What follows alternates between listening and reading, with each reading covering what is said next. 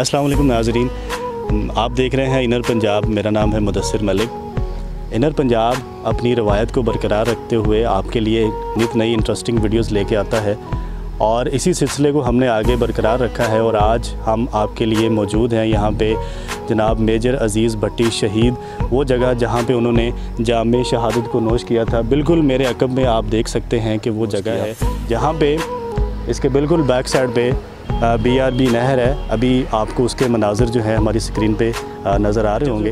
उनकी वालदा उनको मोहब्बत से पुकारा करती थी और उनके नाम के साथ राजा लग गया। हिस्ट्री ये बताती है कि जब उन्होंने पहली दफ़ा यहाँ पे पहुँचे अपने नौजवानों के बीच में, तो जीप से उतरते साथ ही उन्होंने सबसे पहला काम जो किया वो अपने नौजवानों के अंदर जज्बे को उभारा। उन्होंने कहा कि हम दुश्मनों की आंखों में आंखें डालकर उस वक़्त तक लड़ेंगे जब तक हमारे खून का आखिरी कतरा हमारे जिस्मों में मौजूद है।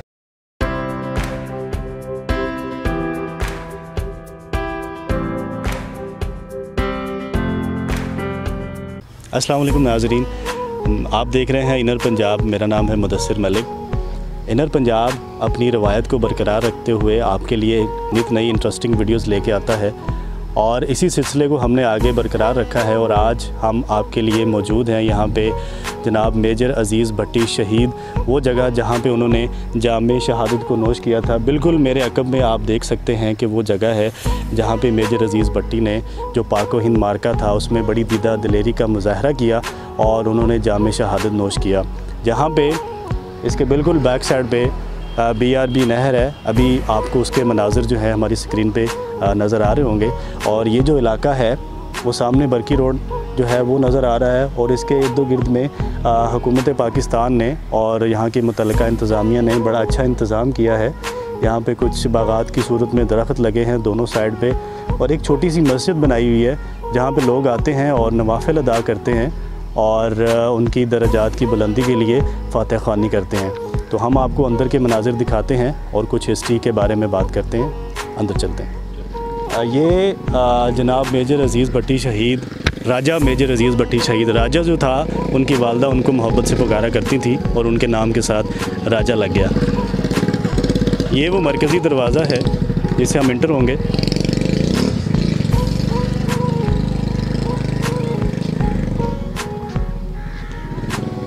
यहाँ पे आप देख सकते हैं कि दोनों तरफ एक बहुत खूबसूरत उन्होंने लॉन की सूरत में घास लगा हुआ है और फैमिलीज़ यहाँ पे आती हैं और इस अज़ीम शहादत का जो मकाम है, जो अज़ीम शख्सियत है जो यहाँ पे शहीद हुए, उनके इस मकाम को देखते हैं और अपने बच्चों को इसके बारे में मालूमात देते हैं। हम आगे चलते हैं और आपको वो प्रॉपर वो जगह दिखाते हैं जहाँ पे उन्होंने जाम शहादत को नोश किया।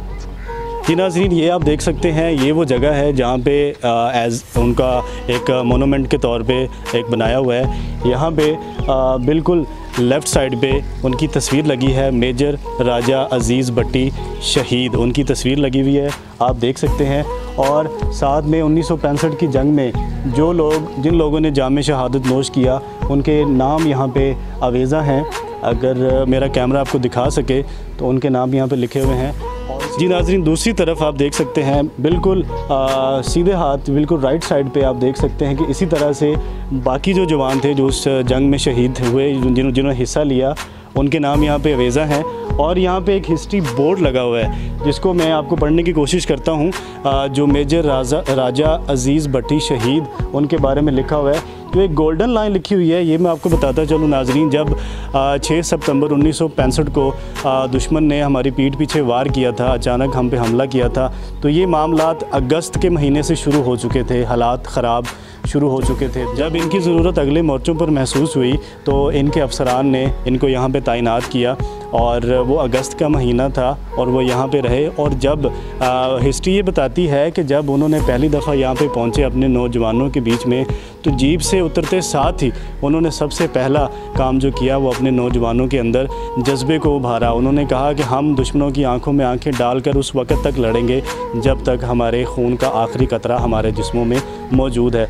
यहाँ पे जो हिस्ट्री बताती है हमें 6 और 7 सितंबर को मेजर अजीज़ भट्टी ने खाना पीना छोड़ दिया था। उन्होंने कहा था कि मैं उस वक्त तक खाना नहीं खाऊंगा जब तक, ना ही मैं आराम करूंगा जब तक मैं अपने दुश्मनों को शिकस्त का मज़ा नहीं चखा लेता और जब तक इनको नाको चने मैं चबवा नहीं लेता। ये 8 सितंबर की बात है जब उनके अफसर ने उनको कहा था कि आप आराम करेंगे। और अस्सलाम वालेकुम सर। वालेकुम अस्सलाम। वेलकम भट्टी, क्या हाल है? Fine sir. ठीक ठाक हो जी? बैठो शाबाश। कंपनी कैसी है अभी?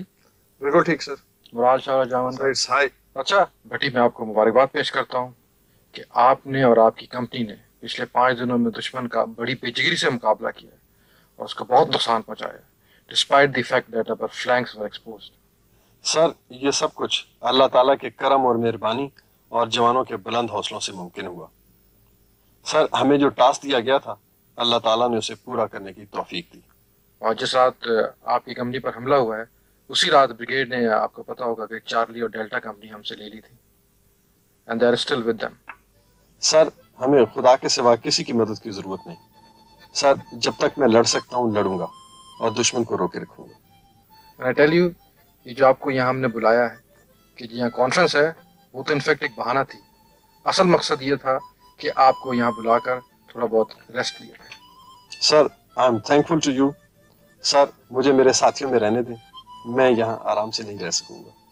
भट्टी, आपका जज्बा काबिल कदर है, लेकिन फिर भी मैं चाहूँगा कि आप कुछ देर रेस्ट कर लें। सर मुझे अब जाने दें। I think you better take some rest. Right sir. आराम करेंगे। और इसी असना में 10 सितंबर को जब उनके अफसर ने उनको हुक्म दिया कि आप अब जाएं और आराम करें, तो उन्होंने एक बड़ा तारीख़ी जुमला कहा जो यहाँ पे लिखा हुआ है, वो मैं आपको पढ़ के सुनाता हूँ। I do not want to go back, I will shed the last drop of my blood in the defence of my dear homeland. ये 10 सितंबर की बात है 1965 की। Major Aziz Bhatti was hit by the enemy tank shell in the chest. ठीक है, तो उनकी छाती के ऊपर उन्होंने अपनी छाती को पेश किया अपने मुल्क की दिफा के लिए, अपने मुल्क की बका के लिए। सर दुश्मन आप पर जीरो कर रहा है, प्लीज आप अंदर मोर्चे पे आ जाए। सर साहब, वतन की खातिर अगर जान अजीज कुर्बान हो जाए तो इससे अच्छी और क्या बात हो सकती है।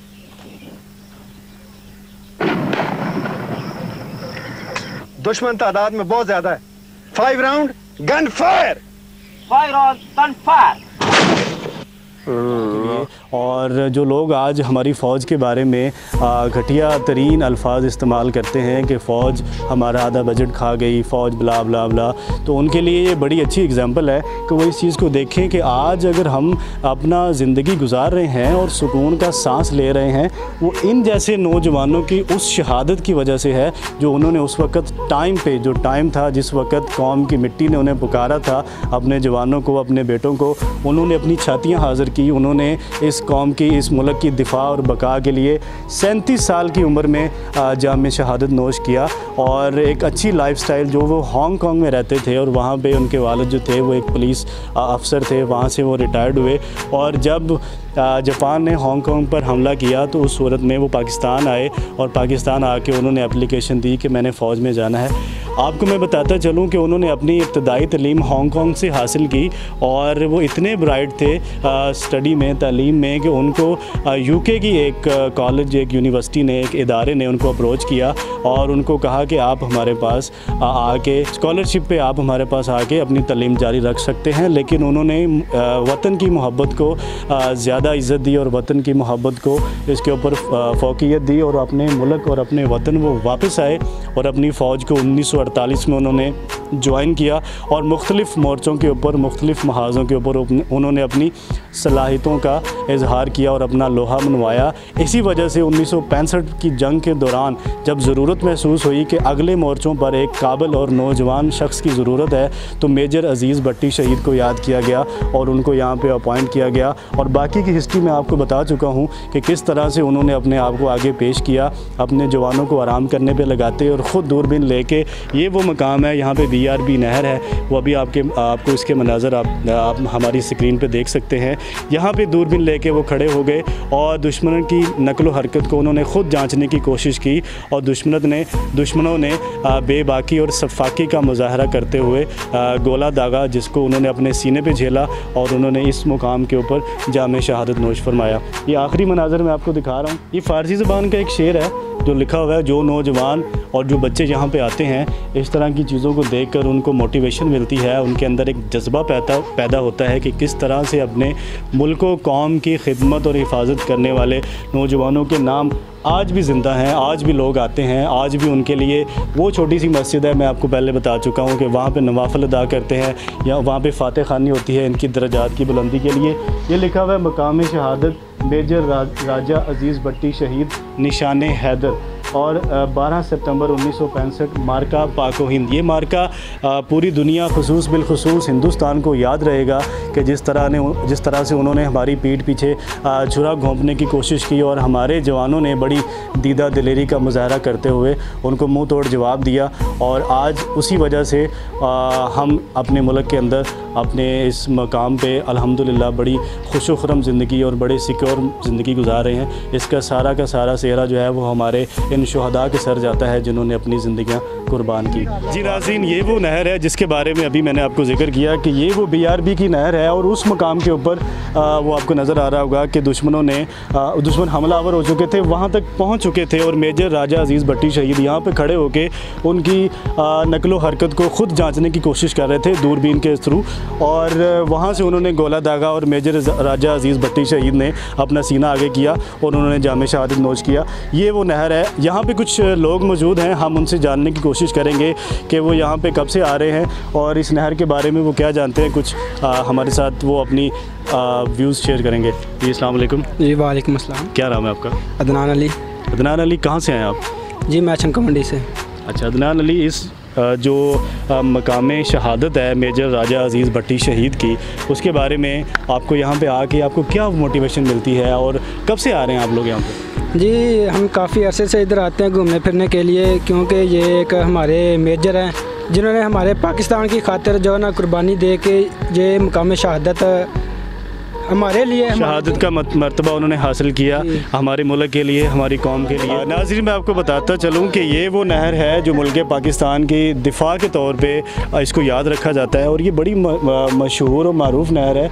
इसके दूसरी तरफ भी पाकिस्तान का ही हिस्सा है और यहाँ से तकरीबन 5 किलोमीटर दूर जो है वो बरकी जो रोड है और बरकी के ही नाम से, बरकी ढियारे के नाम से यहाँ पर जो पाकिस्तान इंडिया का बॉर्डर भी मौजूद है। नाज़रीन, मैं आपको यहाँ पर एक और चीज़ बताता चलूँ कि अगली वीडियो में इंशाअल्लाह ताला ये सिलसिला जारी रहेगा। ये उनका वो जगह थी जहाँ पे उन्होंने जामे शहादत नोश फरमाया और वो जगह जहाँ पे उनका जस्द खाकी दफन है, जहाँ पे उनका कब्र मुबारक है। हम आपको वो भी अगली वीडियो में दिखाएंगे और वहाँ के मनाज़र भी दिखाएंगे। हम कोशिश करेंगे कि उनकी फ़ैमिली से भी बात की जाए, उनके बेटों या बेटी या कोई भी ऐसा फ़र्द वाहिद जिससे बात की जाए, उनकी ज़िंदगी के बारे में कुछ ऐसी मालूमात जो हमें अभी तक नहीं पता उनको पता करने की कोशिश की जाए। तो इसी के साथ इनर पंजाब की पूरी टीम और मुदस्सिर मलिक को इजाज़त दीजिए। अल्लाह आपका हामी नासिर। पाकिस्तान पाइंदाबाद। जिन लोगों ने अभी तक हमारे चैनल को सब्सक्राइब नहीं किया उनसे दरख्वास्त है कि अभी इसको सब्सक्राइब कर लें और बेल के आइकॉन को भी दबा दें ताकि हमारी आने वाली हर वीडियो आप तक सबसे पहले पहुंच सके।